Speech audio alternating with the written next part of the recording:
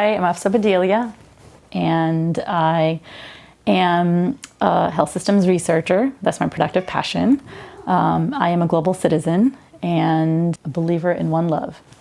I moved around a lot when I was growing up, early years of my life, and after college I worked in Ethiopia. I was in Addis Ababa for much of the time, but then traveled to some communities, rural communities in Ethiopia, and we were studying cysticercosis, which is a waterborne illness. And I remember fairly vividly an interview with a father who was holding his young daughter, and we asked, if he had known, if he'd heard about people being sick after being in the water. His answer was fairly simple. He said, "We know it's making us sick, but we need water. We have no choice but to use it." And I think that was pretty powerful. Still gives me chills. I think the moment when he said that, I just realized it was a very naive question to ask. And so I think it changed also how I do work, how I do my research, what perspective I bring to my research, and how it's really important to ensure that at every stage of the research process, the communities that are involved in the work are fully involved in the process, in the research process, and that their voices are heard.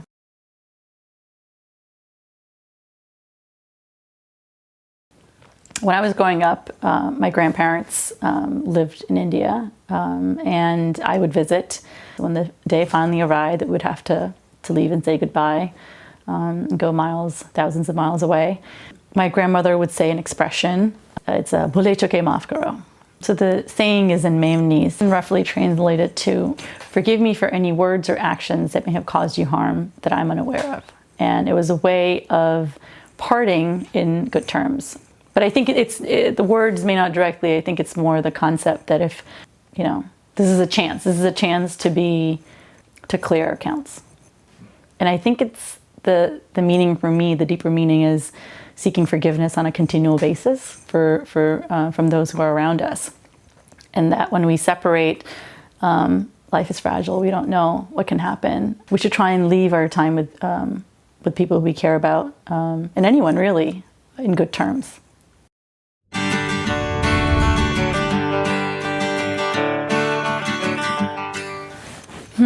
People excite me.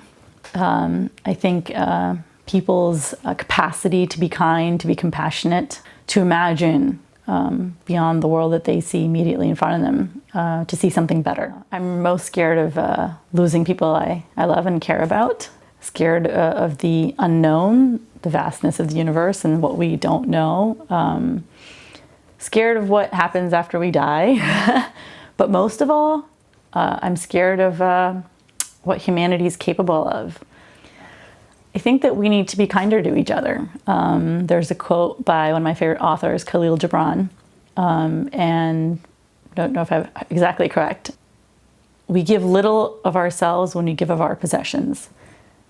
We truly give when we give of ourselves. And I think that when we give of ourselves, we break down barriers, fears. And I think that kindness is a scary thing, perhaps. I think we're very suspicious of each other, probably. I think that, but I think that kindness is the first step. I would want to know what the purpose of all of this is, this existence. I would want to know what happens after we die.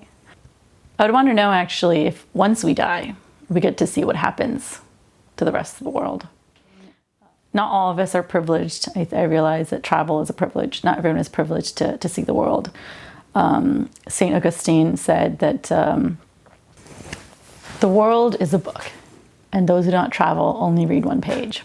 And so I think I would want everyone to know that even if you cannot travel, however far you can go, it will open your mind. Bhule choke maaf karo.